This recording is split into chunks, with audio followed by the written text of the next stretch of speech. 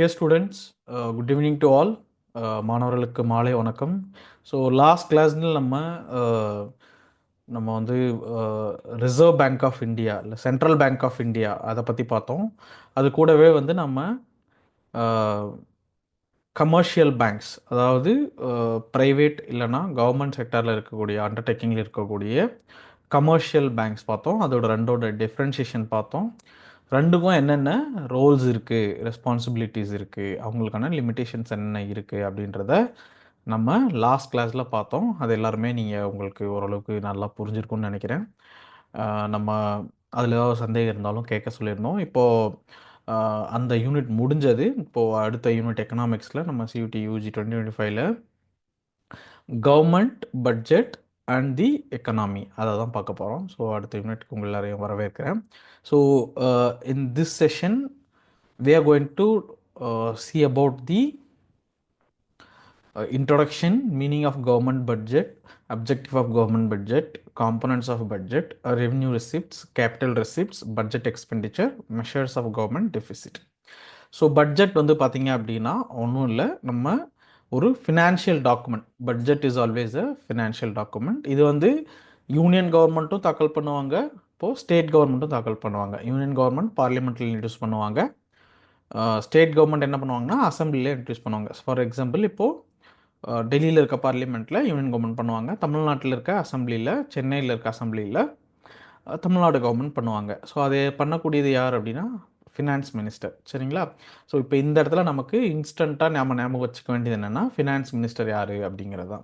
இப்போ union finance minister யார் அப்படின்னா உங்களுக்கு எல்லாருக்கும் தெரிஞ்சிருக்கும்னு நினைக்கிறேன். அது நிர்மலா சீதாராமன். அவங்க தமிழ்நாட்டை சேர்ந்தவங்க தான். அவங்க தான் இப்போது யூனியன் ஃபினான்ஸ் மினிஸ்டராக இருக்காங்க. ஸோ இப்போது பட்ஜெட்டும் யார் தாக்கல் பண்ணுவாங்க? அவங்க தான் தாக்கல் பண்ணுவாங்க. ஸோ இப்போது நம்ம இன்ட்ரொடக்ஷனுக்கு போவோம். சரிங்களா? ஸோ அறிமுகம் பார்க்குறோம். In the modern world every government aims at maximisation of the welfare of its country.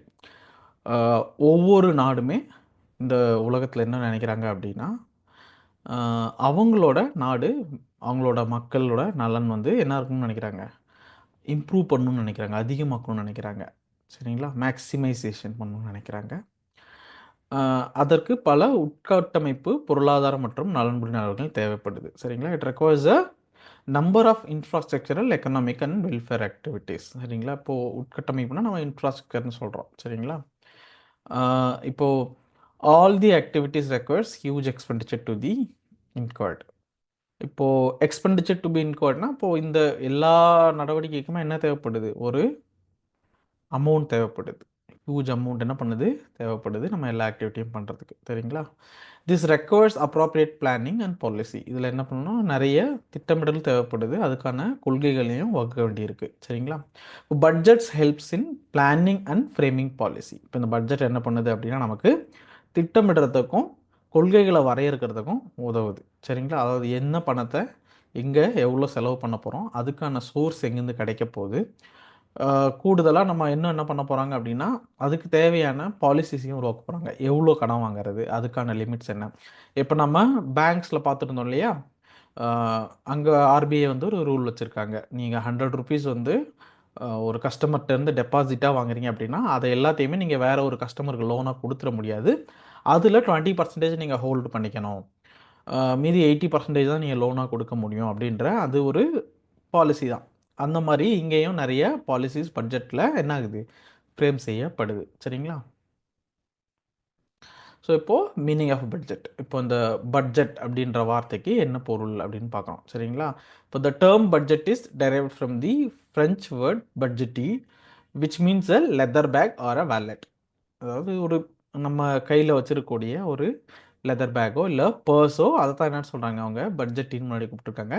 It is a statement of the financial plan of the government. சரிங்களா? சொல்கிறோம், ஆல்ரெடி சொன்ன மாதிரி இது ஒரு ஃபினான்ஷியல் டாக்குமெண்ட்னா சொல்லியிருந்தேன். இங்கே ஸ்பெசிஃபிக்காக அவங்க என்ன சொல்கிறாங்க அப்படின்னா it's a statement of the financial plan of the government. சரிங்களா? அந்த financial plan of the government அப்படிங்கிற அந்த வார்த்தையை நீங்கள் ஹைலைட் பண்ணிக்கலாம். இது அவங்க சியூடியில் கேள்வியாக கேட்குறது வாய்ப்பு இருக்குது. சரிங்களா?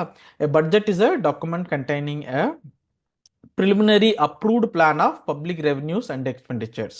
ஸோ இது ரெனே ஸ்டூரம் என்ன சொல்கிறாரு அப்படின்னா இந்த பட்ஜெட்டுங்கிறது ஒரு preliminary approved plan of public revenues and expenditure. இப்போ இந்த ரெவென்யூங்கிறத நம்ம வரவு அப்படின்றத வச்சுக்கிட்டோம் அப்படின்னா, எக்ஸ்பெண்டிச்சருங்கிறது செலவாக இருக்குது. இது ஏற்கனவே ஒரு நல்ல திட்டமிட்ட பொது வரவு மற்றும் செலவுகளோட அந்த கணக்கு தான் என்ன சொல்கிறார், அந்த டாக்குமெண்ட் தான் என்ன சொல்கிறாங்க அப்படின்னா பட்ஜெட்னு சொல்கிறாங்க அப்படின்னு இந்த ரெனி சொல்கிறார். சரிங்களா, ரெனி ஸ்டோரும் அதான் சொல்கிறார். So in general, government budget is an annual statement showing items wise estimates of receipts and expenditures during a fiscal year. The receipts and expenditures shown in the budget are not the actual figures but only the estimated values for the coming year. The fiscal year is concerned from 1st April to 31st March. So in the ஒரு fiscal year, ஒரு நிதியாண்டு இல்லை ஒரு financial year அப்படிங்கிறது என்னன்றதை நீங்கள் note பண்ணிக்கணும். இதை நீங்கள் ஆல்ரெடி நிறைய முறை படிச்சிருப்பீங்க. 1 ஏப்ரல்லேருந்து 31 மார்ச் வரைக்கும் அப்படின்றது தான் அது.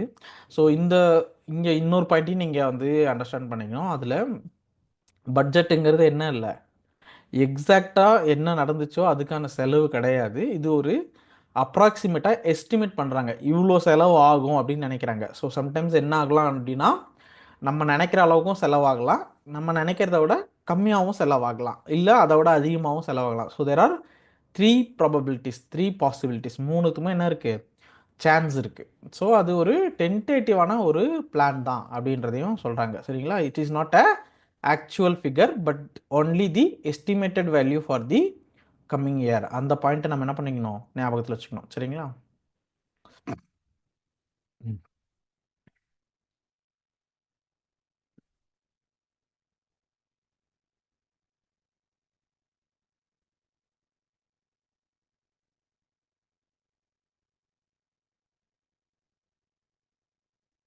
ஸோ நம்ம முன்னாடி இங்கிலீஷில் பார்த்தா அதே கண்டென்ட் இங்கே தமிழில் இருக்குது, உங்களுக்காக மொழிபெயர்த்திருக்கு. ஸோ அதை நான் உங்களுக்கு தமிழ்லையும் எக்ஸ்பிளைன் பண்ணியிருந்தேன்.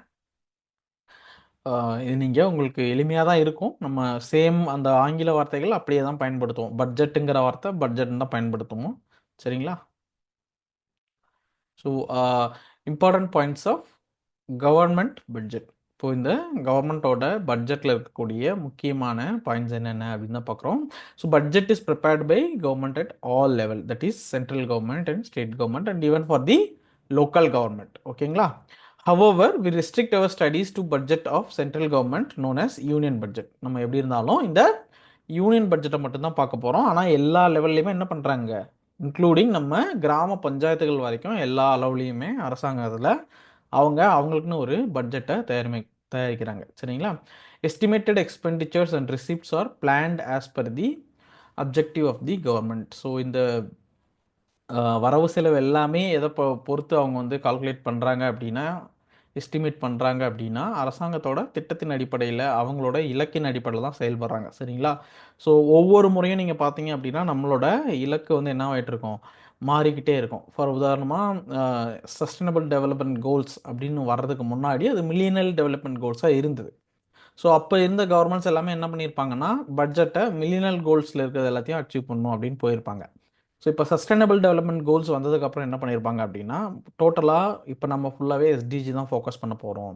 இப்போ அது வந்து பாவர்ட்டி எராடிகேஷன், அதாவது வறுமை ஒழிப்புக்கு நம்ம முக்கியத்துவம் கொடுக்க போகிறோம். இப்போ அது மாதிரி புதுசாக ஒரு பாலிசிஸ் சேஞ்ச் ஆகும்போது, கவர்மெண்ட்ஸ் சேஞ்ச் ஆகும்போது, இப்போ ஒரு ரூலிங் பார்ட்டிலேருந்து இன்னொரு ரூலிங் பார்ட்டிங்க வராங்க, காங்கிரஸ்லேருந்து பிஜேபி வராங்க, இல்லை பிஜேபியிலேருந்து காங்கிரஸ் வராங்க அப்படின்னப்போ அவங்களுக்கான அந்த அப்ஜெக்டிவும் எய்மும் என்ன ஆகுது, சேஞ்ச் ஆகுது. ஸோ அதுக்கு ஏற்ற மாதிரி நம்ம பட்ஜெட்டோட பிளானிங்கும் அப்ஜெக்டிவுமே சேஞ்ச் ஆகும். சரிங்களா, so in India budget is presented in parliament on such a day as the president may direct by convention. It is presented on last working day of February each year. சரிங்களா, வருஷமும் பார்த்தீங்க அப்படின்னா பட்ஜெட்டுங்கிறது பிப்ரவரி மந்தில் தான் கண்டிப்பாக என்ன பண்ணுவாங்க, ப்ரெசென்ட் பண்ணுவாங்க. ஸோ அது டென்டேட்டிவானது தான். இதை நம்ம எப்போவுமே என்ன பண்ணிக்கணும், ஞாபகத்தில் வச்சுக்கணும்.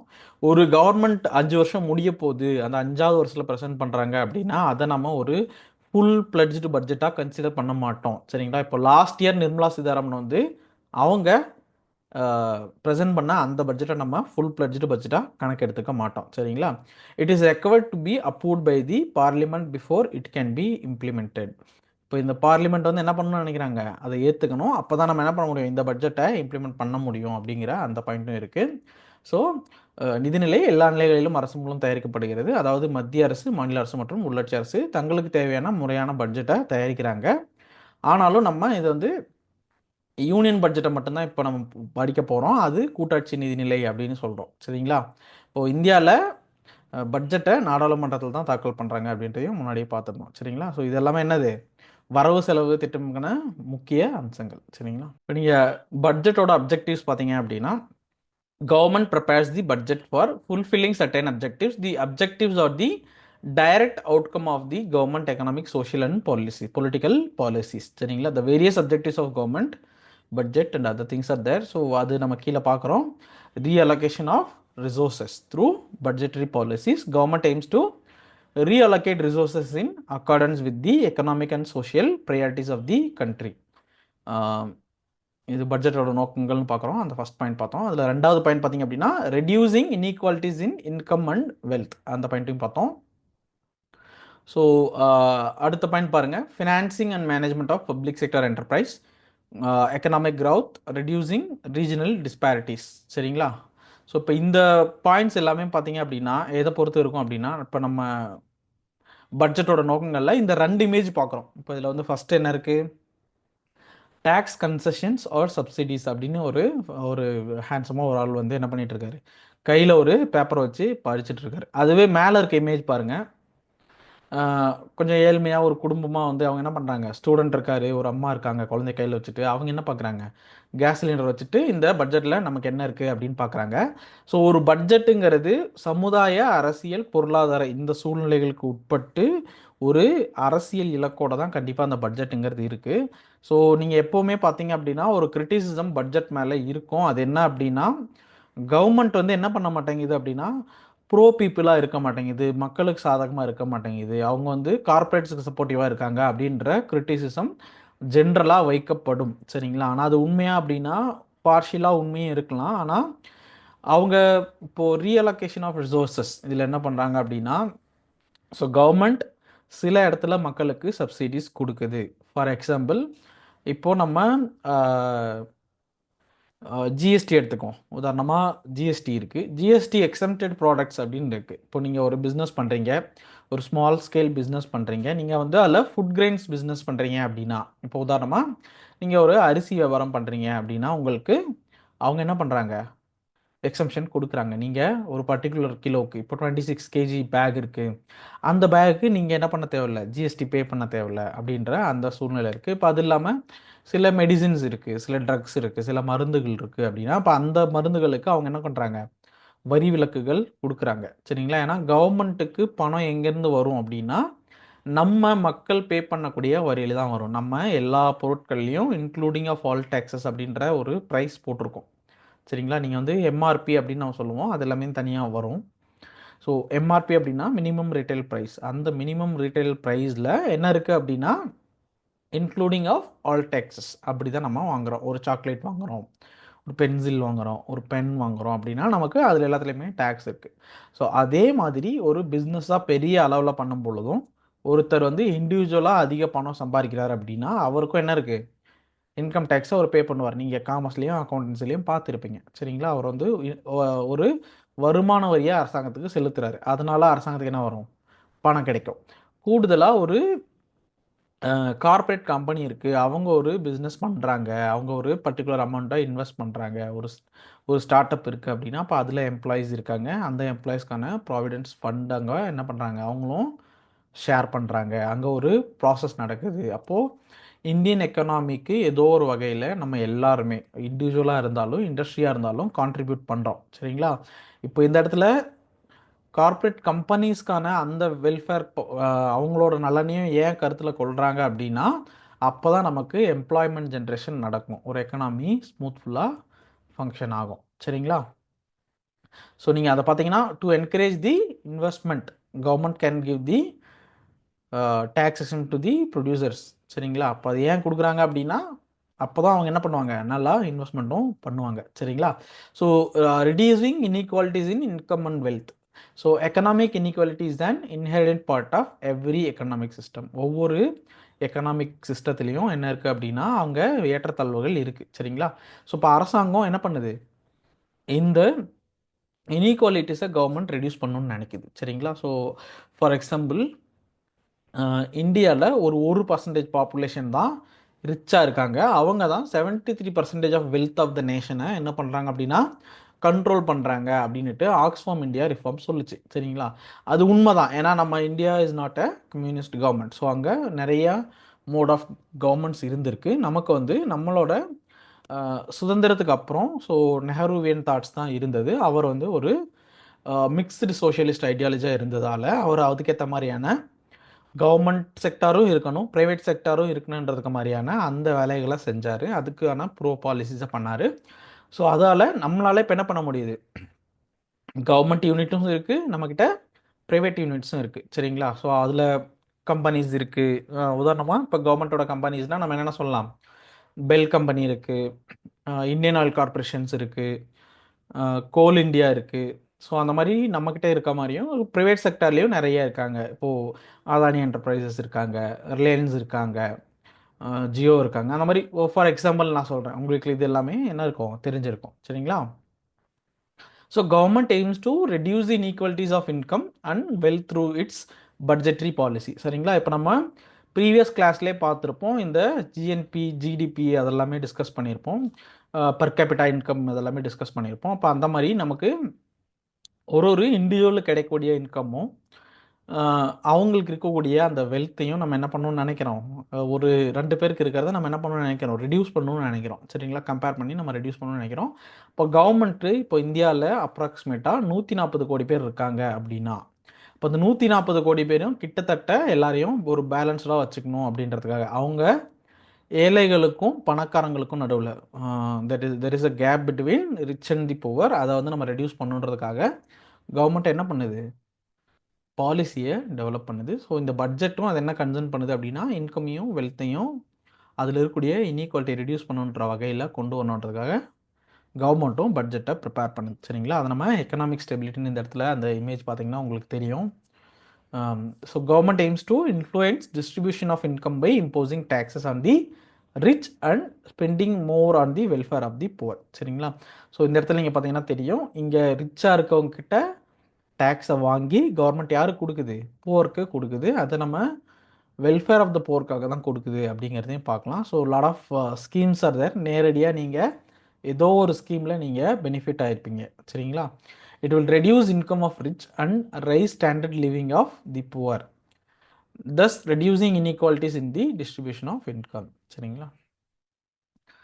மூணாவது பாயிண்ட் பார்த்தீங்கன்னா income stability. Government budget is use to prevent business fluctuation of inflation or deflation to achieve the objective of economic stability. So இப்போ வந்து நீங்கள் ஒரு நிதி பற்றாக்குறையின் போது, இப்போ இல்லை ஒரு பொருளாதார மந்த நிலையின் போதும் என்ன பண்ணணும், ஒரு எக்கனாமி ஸ்டெபிலிட்டியாக இருக்கணும், அது ஃபால் ஆகக்கூடாது. சரிங்களா? அதனால் அதுக்கு தேவையான அந்த எஃபர்ட்ஸை என்ன பண்ணுது, கவர்மெண்ட் எடுக்குது. ஓகேங்களா?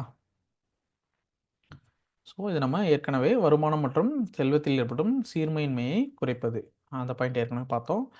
பொருளாதார நிலைத்தன்மையை ஏற்படுத்தணும் அப்படிங்கிறதையும் பார்த்தோம். சரிங்களா? பணம் வீக்கம் அதிகமாக இருக்கும்போது, அதாவது மொத்த கேள்வி செலவினத்தை விட அதிகமாக இருக்கும்போது பணவீக்கம் ஏற்பட வாய்ப்புள்ளது. பணச்சிக்கல்கள் காலத்தையும் அந்த டைம்லையும் என்ன பண்ணுவோம், ரெண்டையும் பேலன்ஸ் பண்ணி போகிற மாதிரி அரசாங்கம் தனது செலவினத்தை அதிகரிக்க முடியும் மற்றும் வரி தள்ளுபடிகள் மானியங்கள் வழங்க முடியும். சரிங்களா? ஸோ இந்த பாயிண்ட்டை நீங்கள் நோட் பண்ணிக்கணும். இப்போ பார்த்தீங்கன்னா financing and management of public sector enterprises, இந்த பிஎஸ்யூன்னு சொல்லுவோம் நம்ம, இல்லை பப்ளிக் செக்டர் யூனிட்ஸ்ன்னு சொல்லுவோம், இல்லை பப்ளிக் செக்டர் என்டர்பிரைசஸ்ன்றது என்னென்னா அதான் நான் சொல்லக்கூடிய அந்த கவர்மெண்ட் நடத்துகிற அந்த இண்டஸ்ட்ரீஸ் இல்லை ஆர்கனைசேஷன்ஸ் இல்லை கம்பெனிஸ், அதாவது தான் ப்ராஃபிட்டபுளாக இருக்கக்கூடிய அந்த கம்பெனிஸ் தான் என்ன சொல்கிறோம், பப்ளிக் செக்டர் என்டர்பிரைசஸ்ன்னு சொல்கிறோம். So there are large number of public sector industries and managed for social welfare of the public. Budgets prepared with the objective of making various provision for managing such enterprises and providing them financial help. So இந்த மாதிரி இப்போது government செக்டாரில் இருக்கக்கூடிய அந்த enterprises industries சிலது வந்து லாஸ்ட்டில் போகுது அப்படின்னா இப்போ அவங்களுக்கு தேவையான ஃபினான்ஷியல் சப்போர்ட்டும் யார் கொடுக்குறா அப்படின்னா பட்ஜெட்டில் தான் அலோகேட் பண்ணுறாங்க. சரிங்களா?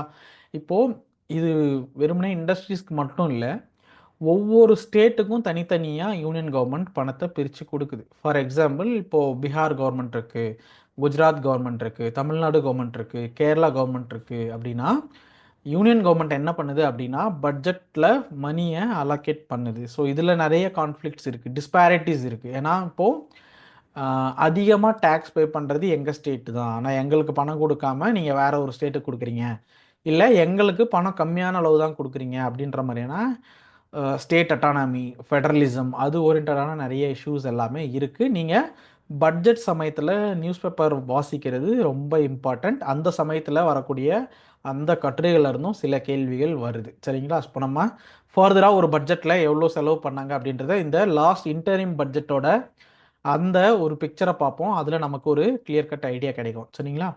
So economic growth.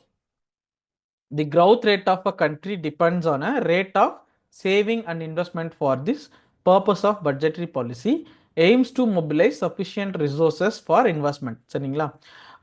In the public sector.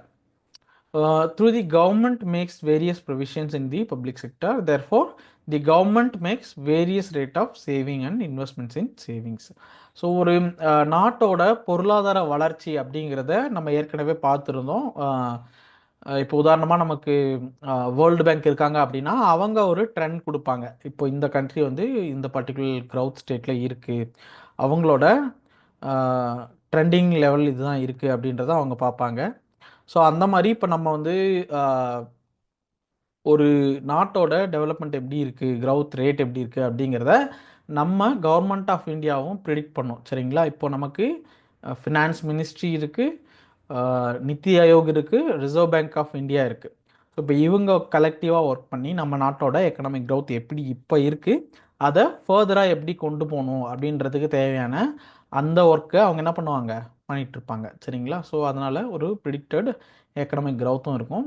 So reducing regional disparities. நான் சொன்ன மாதிரி அந்த பட்ஜெட் வந்து இப்போது டேக்ஸேஷனையும் எக்ஸ்பெண்டிச்சரையும் அவங்க என்ன பண்ணுறாங்க, செட்டப் பண்ணுறாங்க. ஸோ நான் ஆல்ரெடி சொன்ன மாதிரி பேக்வேர்ட் ரீஜன்ஸ்க்கு நிறைய இங்கே ஃபண்ட் அலோகேட் பண்ணுறாங்கன்னு இருக்குது. அதில் தான் நான் சொன்னக்கூடிய அந்த கொஷின் ஆஃப் அலோகேஷன், நீங்கள் ஏன் அவங்களுக்கு அதிக பணம் அலோகேட் பண்ணுறீங்க அப்படின்ற அந்த கேள்வி வருது. ஸோ ரிடியூசிங் ரீஜனல் டிஸ்பாரிட்டிஸ் இங்கே என்ன மென்ஷன் பண்ணுறாங்க அப்படின்னா, ஒரு ஸ்டேட் வந்து ரொம்ப புவராக இருக்குது, அங்கே இருக்கக்கூடிய மக்களுடைய தனிநபர் வருமானம் ரொம்ப கம்மியாக இருக்குது, அவங்களுடைய ஜிடிபியும் கம்மியாக இருக்குது அப்படின்னா இப்போ அவங்களுக்கு அவங்க பெட்டராக வர்றதுக்கு பணத்தை யார் கொடுக்குறா, கவர்மெண்ட்டு, யூனியன் கவர்மெண்ட் கொடுக்குது. ஸோ இதை நம்ம எந்த மாதிரி எடுத்துக்கலாம் அப்படின்னா, ரிச் பீப்புள்கிட்ட டேக்ஸ் வாங்கி புவர்கிட்ட கொடுத்து ஒரு வெல்ஃபேர் கவர்மெண்ட்டாக இருக்க மாதிரி ரிச்சான ஸ்டேட்டுங்கள்ட்ட இருந்து கொஞ்சம் பணத்தை எடுத்து டேக்ஸாக எடுத்து அதை புவருக்கு அவங்க என்ன பண்ணுறாங்க, டிஸ்ட்ரிபியூட் பண்ணுறாங்க. அதனால் அங்கே ரீஜனல் டிஸ்பாரிட்டி என்ன ஆகுது, கம்மியாகுது. ஏன்னா யூனியன் ஆஃப் இந்தியா அப்படிங்கிறது எல்லா ஸ்டேட்டையும் உள்ளடக்கியது தான். ஸோ எல்லா ஸ்டேட்டுக்குமான ஒரு கவர்மெண்ட்டாக யூனியன் கவர்மெண்ட் இருக்கணும்னு நினைப்பாங்க. சரிங்களா? ஸோ இந்தியாவோட பட்ஜெட் 2024-25 இந்த டோட்டல் எஸ்டிமேட் இது வந்து நம்ம எதை பார்க்குறோம் அப்படின்னா இன்டரிம் பட்ஜெட் தான் பார்க்குறோம். இந்த இன்டரிம் பட்ஜெட்டுங்கிறது என்ன அப்படின்னா உங்களுக்கு ஏற்கனவே சொல்லியிருந்தேன், ஒரு கவர்மெண்ட் முடிய போகிறாங்க அப்படின்னா அவங்களோட அந்த 5வது வருஷம் அந்த லாஸ்ட் இயரில் வரக்கூடிய அந்த பட்ஜெட் தான் நம்ம என்ன சொல்லுவோம், இன்டரிம் பட்ஜெட்னு சொல்லுவோம். இப்போது இந்த இந்தியா பட்ஜெட்டில் இன்டரிம் பட்ஜெட் 2024-25 டோட்டல் எஸ்டிமேட் எவ்வளோ இருக்குது அப்படின்னு பார்த்தோம் அப்படின்னா நமக்கு எக்ஸ்பெண்டிச்சர் மட்டும் எவ்வளோ இருக்குது, 47.65 lakh crores இருக்குது. சரிங்களா? இது வந்து என்னது, டோட்டல் எக்ஸ்பெண்டிச்சர் மட்டும். இப்போது ரெவின்யூ எக்ஸ்பெண்டிச்சர் எவ்வளோ இருக்குது, 36.5 lakh crore. சரிங்களா? இப்போது இன்ட்ரெஸ்ட் பேமெண்ட் எவ்வளோன்னு இருக்குது, கேபிட்டல் எக்ஸ்பெண்டிச்சர் எவ்வளோன்னு இருக்குது, நான் டேக்ஸ் ரெவன்யூ எவ்வளோ இருக்குது, டேக்ஸ் ரெவன்யூ எவ்வளோ இருக்குது, ரெவன்யூ ரிசிப்ட் எவ்வளோன்னு இருக்குது, பாரோவிங்ஸ் எவ்வளோன்னு இருக்குது, ரெவன்யூ டிஃபிசிட் எவ்வளோன்னு இருக்குது, ஃபிஸ்கல் டெஃபிசிட்னு இருக்குது. ஸோ ஒரு சக்ஸஸ்ஃபுல்லான கவர்மெண்ட்டுக்கு நம்ம என்ன இருக்கும்னு நினைப்போம் அப்படின்னா, டெஃபிசிட்டே இருக்கக்கூடாது. எதில் இருக்கக்கூடாது, ரெவன்யூ டெஃபிசிட் இருக்கக்கூடாது, ஃபிஸ்கல் டெஃபிசிட்னு இருக்கக்கூடாதுன்னு நினைப்போம். அந்த மாதிரி மக்கள்கிட்ட வாங்குற டேக்ஸும் கம்மியாகணும்னு நினைப்போம். ஆனால் நமக்கு இப்போ நம்ம இருக்கக்கூடிய சுச்சுவேஷன் ஒரு பேலன்ஸ்டு சுச்சுவேஷனாக இருக்குது. இதில் நம்மக்கிட்ட பணம் இல்லாமல் நம்ம என்னமோ பண்ணுறோம், நம்மக்கிட்ட இருக்க ரெவன்யூ பத்தாமல் நம்ம என்ன பண்ணுறோம், பாரோவும் பண்ணுறோம். இப்போ வேர்ல்டு பேங்க் இல்லை ஏஷியன் டெவலப்மெண்ட் பேங்க் அந்த மாதிரி பேங்க்ஸ்ட நம்ம என்ன பண்ணுறோம், பணத்தை கடன் வாங்கவும் செய்கிறோம். சரிங்களா? அதுதான் நம்ம என்ன சொல்கிறோம், பாரோவிங்ஸ்னு சொல்கிறோம். ஸோ அந்த மாதிரி சுச்சுவேஷனும் நமக்கு இருக்குது. அட் த சேம் டைம் நம்ம என்ன பண்ணுறோம், எல்லாத்தையுமே மேனேஜ் பண்ணி நம்ம ஒரு பட்ஜெட் இங்கே ப்ரெசென்ட் ஆயிருக்கு. ஸோ அதுதான் இன்டரிம் பட்ஜெட் சொல்கிறோம். So these are all not actual numbers அப்படிங்கிறதுல நம்ம ரொம்ப கிளியராக இருக்கணும். சரிங்களா? ஸோ இப்போது இந்த இன்டரிம் பட்ஜெட்டில் ஒரு கிளான்ஸ் பார்க்குறோம். அதில் ₹1 எங்கேருந்து வருது, அந்த ₹1 எங்கே போகுது அப்படின்னு பார்க்குறோம். இப்போ நீங்கள் பார்த்தீங்க அப்படின்னா இந்த இங்கே பாருங்கள், இப்போது இன்கம் டேக்ஸ்லேருந்து எவ்வளோ வருது, 19% வருது. சரிங்களா? இப்போ இந்த பாரோவிங் அண்ட் அதர் லையபிலிட்டிஸ், இப்போ கடன் வாங்குறது இல்லை மற்ற இதுலேருந்து எவ்வளோ வருது, நமக்கு 28% வருது. சரிங்களா? இப்போ யூனியன் எக்ஸைஸ் டியூட்டியில் எவ்வளோ வருது, 5% வருது. பார்த்தீங்கன்னா ஜிஎஸ்டி அண்ட் அதர் டேக்ஸஸ் 18% இருக்குது, கஸ்டம்ஸ் 4% இருக்குது. இப்போது நான் டேக்ஸ் ரெசிப்ட்ஸ் 7% இருக்குது, நான் டெப்ட் கேபிட்டல் ரெசிப்ட்ஸ் எவ்வளோ இருக்குது, 1% இருக்குது. சரிங்களா? ஸோ இப்போ இதில் உங்களுக்கு பார்த்தீங்க அப்படின்னா வருமான வரி தான் எவ்வளோ இருக்குது, 19% இருக்குது. அது இல்லாமல் நம்ம கடன் வாங்குறது தான் எவ்வளோ இருக்குது, 28% இருக்குது. இப்போ இது இல்லாமல் நமக்கு அடுத்த லெவலில் நமக்கு ₹1 அந்த இன்கம் வருது அப்படின்னா அது கூட்ஸ் அண்ட் சர்வீஸ் டேக்ஸ் தான் நமக்கு இருக்குது. வருமா ஜிஎஸ்டி தான் என்னவா இருக்குது உங்களுக்கு, ஜிஎஸ்டியும் மற்ற டேக்ஸும் சேர்த்து தான் 18% இருக்குது. சரிங்களா? ஸோ நமக்கு மேஜராக இந்த ₹1 வரக்கூடிய இன்கம்ங்கிறது இந்த மூணில் இருந்து தான். அதுக்கு அடுத்த லெவலில் நமக்கு என்ன இருக்குது, கார்பரேஷன் டேக்ஸ் 17%. சரிங்களா? இப்போ இந்த கார்பரேஷன் டேக்ஸ்ன்றது தான் நமக்கு என்னவா இருக்குது, 4th பிளேஸில் இருக்குது. சரிங்களா? ஸோ இந்த 4 தான் நமக்கு மேஜராக ₹1 இருக்கக்கூடிய அந்த இன்கமாக இருக்குது. ஸோ இப்போ இதை நம்ம எங்கே செலவு பண்ணுறோம், ₹1 கோஸ் டு எங்கே போகுது அப்படின்னா, இப்போ நீங்கள் பார்த்தீங்க அப்படின்னா பென்ஷனுக்கு 4% போகுது, இன்ட்ரெஸ்ட் பேமெண்ட் வட்டி கட்டுறதுக்கே நமக்கு எவ்வளோ போயிடுது, 20% போயிடுது. இப்போது சென்ட்ரலி ஸ்பான்சர்டு ஸ்கீம், மத்திய அரசாங்கம் ஸ்பான்சர் பண்ணுற ஸ்கீமுக்கு அவங்க 8% கொடுக்குறாங்க. இப்போ ஒரு ஸ்கீம் இருக்குது அப்படின்னா அதில் ஸ்டேட் கவர்மெண்ட்டும் ஃபண்டு கொடுப்பாங்க, சென்ட்ரல் கவர்மெண்ட்டும் ஃபண்டு கொடுப்பாங்க. ஃபார் எக்ஸாம்பிள் பிரதம மந்திரி வீடு கட்டும் திட்டம் அப்படின்னு இருக்குது அப்படின்னா அதில் ஒரு குறிப்பிட்ட தொகையை யார் கொடுப்பாங்க, யூனியன் கவர்மெண்ட் கொடுப்பாங்க. மிச்சம் இருக்க பணத்தை யார் கொடுப்பாங்க அப்படின்னா இப்போது அரசாங்கம் தான் கொடுக்கும், தமிழ்நாடு அரசாங்கமோ இல்லை ஏதோ ஒரு மாநில அரசாங்கமோ தான் கொடுக்கும். சரிங்களா? அதே மாதிரி இப்போ நீங்கள் மெட்ரோ பார்த்துருப்பீங்க, இப்போது ஃபஸ்ட் ஃபேஸ் செகண்ட் ஃபேஸ்லாம் வரும்போது அதில் யூனியன் கவர்மெண்ட் சம்டைம் பணம் கொடுத்தாலும் கொடுக்கும். அப்படி இல்லைன்னா இப்போது நமக்கு சென்னை மெட்ரோ பார்த்தீங்க அப்படின்னா ஜிகா ஸ்பான்சர் பண்ணுறாங்க, அவங்க ஜாப்பனீஸோட ஃபினான்ஷியல் ஏஜென்சி, அவங்க தான் சப்போர்ட் பண்ணுறாங்க. ஸோ அந்த மாதிரியான கொலாபரேஷன்ஸும் பண்ணுறதுக்கு வாய்ப்பு இருக்குது. சரிங்களா? இப்போ சப்சிடிஸ்க்கு எவ்வளோ அவங்க செலவு பண்ணுறாங்க, 6% தான் பண்ணுறாங்க.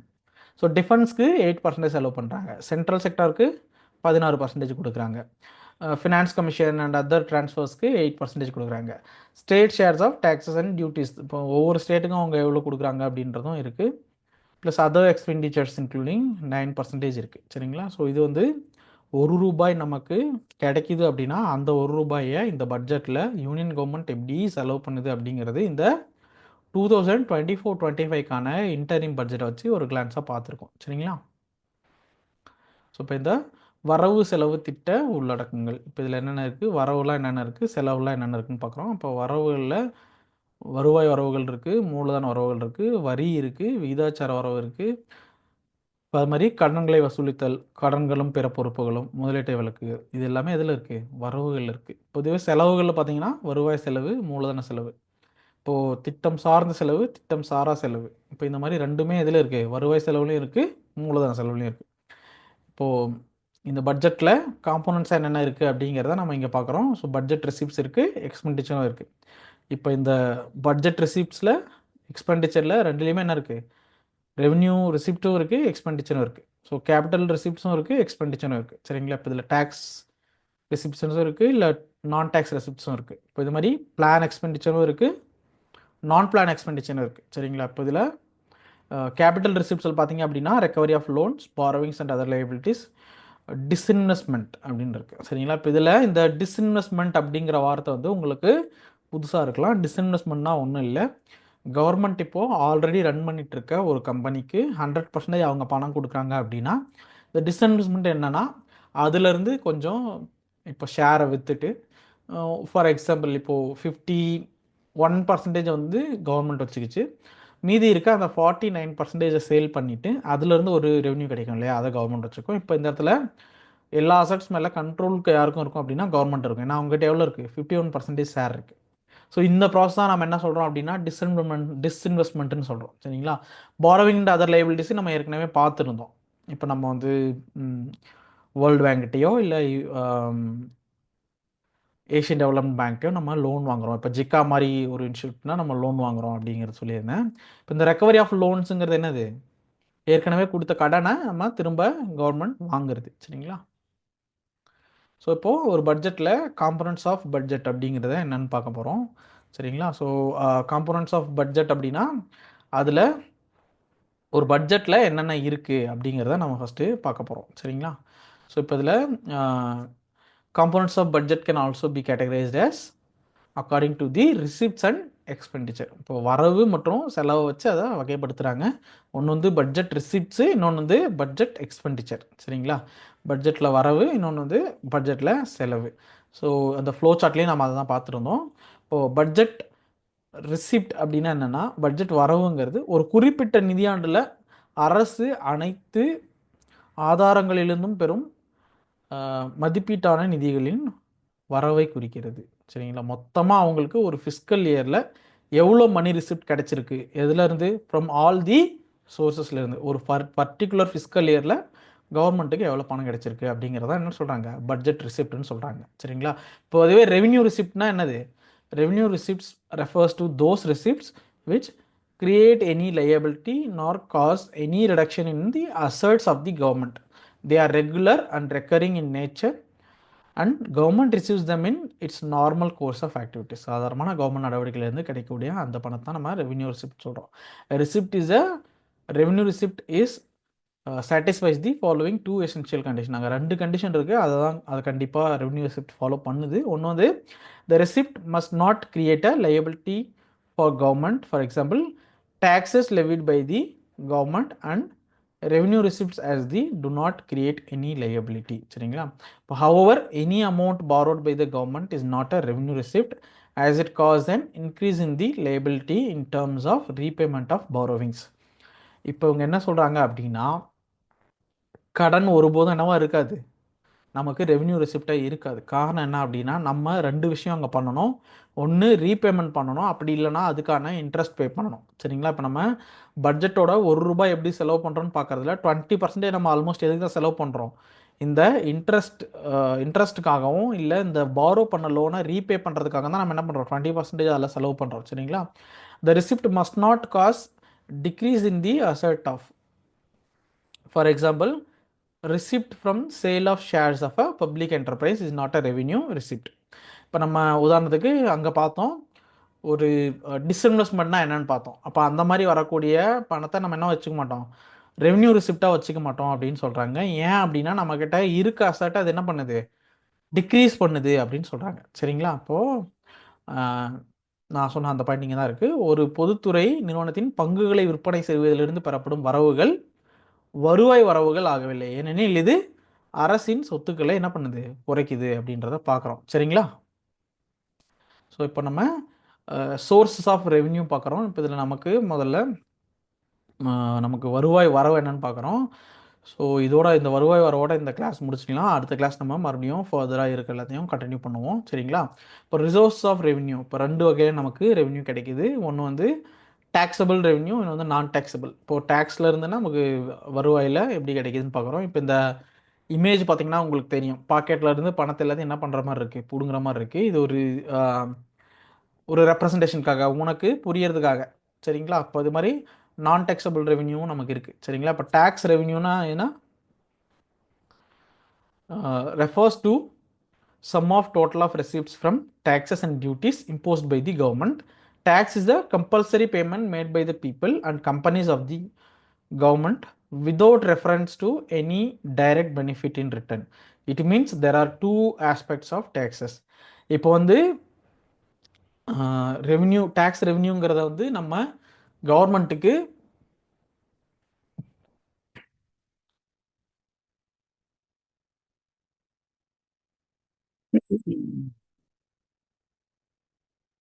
அந்த டேக்ஸ் ரெவென்யூங்கிறது என்ன அப்படின்னா, கவர்மெண்ட் நமக்கு வந்து கண்டிப்பாக ஏதாவது பண்ணணும் அப்படின்ற எந்த எதிர்பார்ப்பும் இல்லாமல் கவர்மெண்ட்டுக்கு இண்டிவிஜுவல்ஸும் கம்பெனிஸும் பே பண்ணக்கூடிய அந்த வரி வரவு தான் என்ன சொல்கிறோம், நம்ம டேக்ஸ் ரெவென்யூன்னு சொல்கிறோம். சரிங்களா? அது வந்து டைரெக்டாக என்ன பண்ணுது, கவர்மெண்ட் இம்போஸ் பண்ணியிருக்கு. சரிங்களா? Tax is a compulsory payment, no one can refuse to pay it. அதை யாருமே நான் பே பண்ண மாட்டேன் அப்படின்னு சொல்ல முடியாது. சரிங்களா? அது ஒன்று.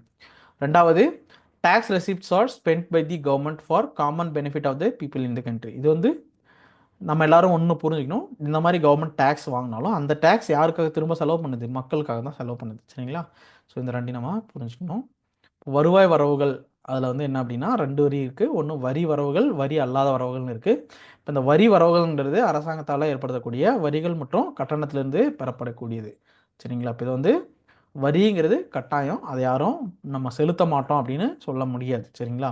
இப்போ வரி வரவுகளை நாட்டின் மக்களின் பொதுவான நன்மைக்காக தான் யார் செலவு வர்றது, அரசாங்கம் செலவு பண்ணுது. சரிங்களா? ஸோ இப்போ இதில் டைப்ஸ் ஆஃப் டேக்ஸஸ் இருக்குது. இந்த டைப்ஸ் ஆஃப் டேக்ஸஸ்லேருந்து நம்ம அடுத்த கிளாஸஸில் பார்ப்போம். சரிங்களா? இப்போது இது வரைக்கும் எடுத்த கிளாஸில் உங்களுக்கு எதுவும் டவுட் இருக்குது அப்படின்னா நீங்கள் வந்து கண்டிப்பாக உங்கள் மேம்ஸ்கிட்ட இல்லை டீச்சர்ஸ்கிட்ட சொல்லுங்கள். அதை நம்ம நோட் பண்ணிக்குவோம். கூடுதலாக வந்து நீங்கள் உங்களுக்கு இப்போது வேறு எதுவும் கேள்விகள் இருக்குது அப்படின்னா அதை வந்து நீங்கள் ஃபீட்பேக் ஃபார்ம்லேயும் கொடுக்கலாம். சரிங்களா? Okay students, thank you all for listening patiently. இப்போ நீங்கள் வந்து கவனமாக கவனிச்சதுக்கு நன்றி. அடுத்த கிளாஸில் சந்திப்போம். ஓகேங்களா? Thank you all.